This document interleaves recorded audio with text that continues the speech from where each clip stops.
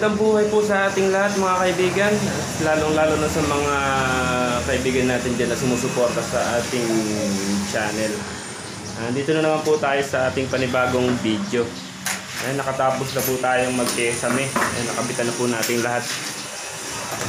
Ayan, meron na po yan. Kaso lang, may ilaw na rin. Ayun na yung pin light na isa sa gilid. Ayan, nakabitan na po natin yan mga kaibigan. Ayan, tapos na rin po tayo sa CR. Ayan, kompleto na. Ayan, ayan, ayun din yung pin light na isa. Ayan, medyo wala pang palitada yan. At medyo sinasakto lang yung budget.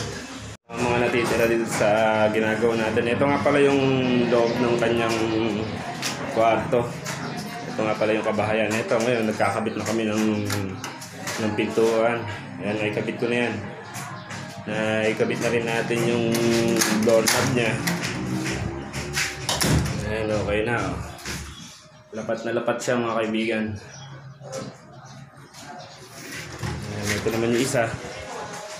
Ito na yung kabuuan ng bahay niya. Ayan yung ginawa nating spiral na hagdan. Kung maalala nyo pa sa nakaraan nating video. Ayan, ito siya. Ito, kakabit naman namin dito sa main door niya, sa palabas ng terrace.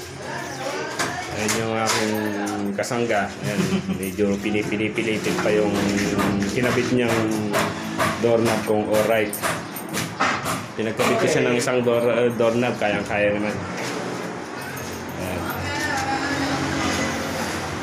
Ayan mga kaibigan, last day na po natin ngayon. Tinatapos na lang po natin yung ating pintuan.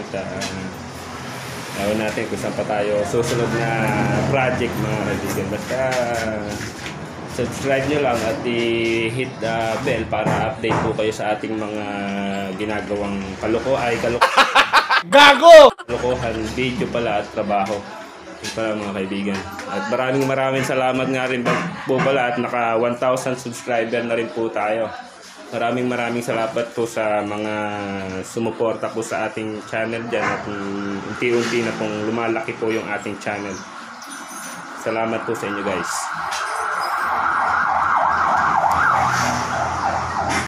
Galing ha?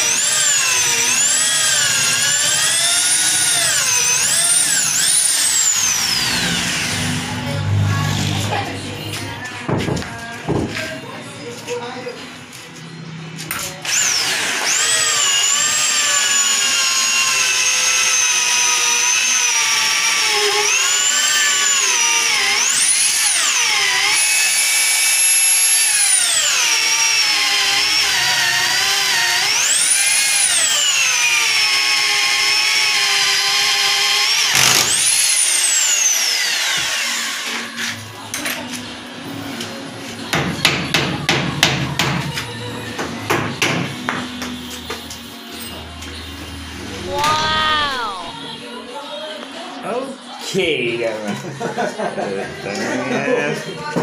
Ayan mga kaibigan, nabutas na po natin.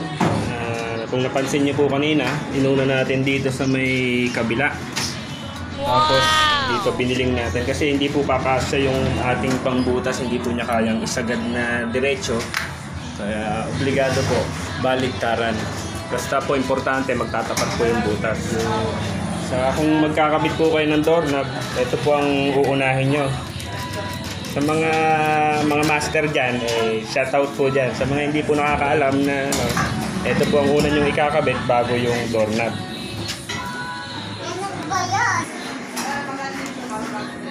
Yan guys, tapos may tornilyo sa loob. Itutornilyo muna natin yan bago natin salpak kung ito.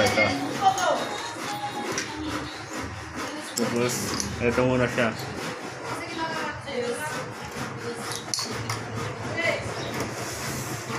I-diroskas din to mga kaibigan, ipipihit lang natin to. Tapos, ito, sasalpak na natin to. Okay na. Ganun lang kasimpleng magkabit ng doorknob. Lalong-lalo na kung meron kayong gamit na yung katulad nun, yung pambutas, saka yung barenang heavy duty natin para hindi mahirapan yung maliliit na barena. Ayan, gaya na sabi natin kanina, may kabit na natin. Iniroscos na natin to, tapos sinalpak natin to. Ayan, okay na siya. Ngayon, yung nandito naman, pagyari nun, wala na. Finish na yung pagkakabit ng doorknob. Ganyan lang kasimple mga kaibigan.